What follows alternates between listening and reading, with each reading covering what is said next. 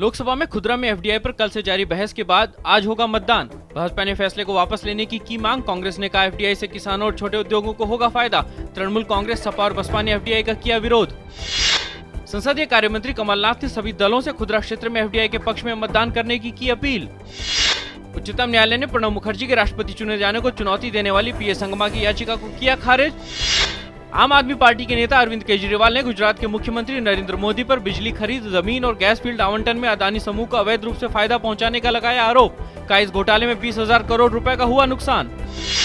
सूचना एवं प्रसारण मंत्री मनीष तिवारी ने मोदी से पूछा है कि उन्होंने किन वजहों से इन कंपनियों को पहुंचाया फायदा। भारत और बांग्लादेश अगले साल जनवरी में प्रत्यर्पण संधि पर हस्ताक्षर पर हुए राजी। गृह मंत्री सुशील कुमार शिंदे और उनके बांग्लादेशी समकक्ष मोइनुद्दीन खान आलमगीर ने एक संयुक्त बयान में कहा कि दोनों सरकारें इस पर कर रही हैं विचार। वीजा नियमों को आसान बनाने की प्रक्रिया शुरू करने के लिए भारत ने पाकिस्तान के गृह मंत्री रहमान मलिक को 11 से 13 दिसंबर के बीच नई दिल्ली आने का दिया न्योता। निर्यातकों और कुछ बैंकों द्वारा डॉलर की बिक्री किए जाने से आज रुपया 20 पैसे चढ़कर ₹54.48 प्रति डॉलर पर खुला। एशियाई बाजारों में तेजी के बीच संसद में एफडीआई पर मतदान से पूर्व निवेशकों द्वारा की गई लिवाली से बंबई शेयर बाजार का सेंसेक्स आज 103 अंक मजबूत होकर 19,451 पर खुला। नेशनल स्टॉक एक्सचेंज का निफ्टी भी 29 अंक चढ़कर 5,918 पर खुला। भारत ने मालदीव को माले अंतर्राष्ट्रीय हवाई अड्डे के विकास में लगी जीएमआर के खिलाफ कोई एक तरफा कार्रवाई नहीं करने की दी चेतावनी। भारत ने कहा कि मामले को कानूनी दायरे में सुलझाया जाना चाहिए, अन्यथा दोनों देशों के संबंधों पर पड़ेगा बुरा असर। संयुक्त राष्ट्र महासचिव बान की मून ने कहा जलवायु परिवर्तन पर जारी चेतावनियों पर ध्यान न देने से भुगतने पड़ सकते हैं गंभीर नतीजे। दोहा में जारी बैठक में सभी मुल्कों से इस दिशा में मिलकर काम करने का किया आह्वान।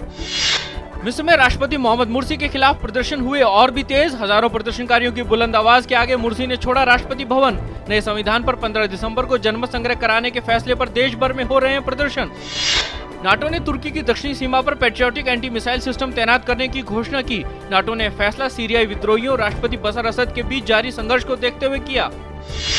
फिलीपींस में बोफा नामक तूफान के कहर से कम 74 लोगों की मौत। तूफान के चलते दक्षिणी फिलीपींस में लगभग 40,000 से ज्यादा लोगों को सुरक्षित जगहों पर लेनी पड़ी शरण। मंगल की सतह पर उतरे क्यूरियोसिटी रोवर को जिज्ञासा जगा देने वाले मिले हैं कुछ ऐसे सबूत जो इस लाल ग्रह पर रहे जीवन की ओर करते हैं इशारा। हालांकि वैज्ञानिकों ने कहा कि मंगल की सतह की मिट्टी के पहले विश्लेषण से इतना बड़ा निष्कर्ष निकालना थोड़ी जल्दबाजी। कोलकाता टेस्ट में भारत और इंग्लैंड के बीच तीसरे क्रिकेट टेस्ट मैच में भारत ने टॉस जीता, पहले बल्लेबाजी करने का किया फैसला। वीरेंद्र सहवाग 23 रन बनाकर आउट।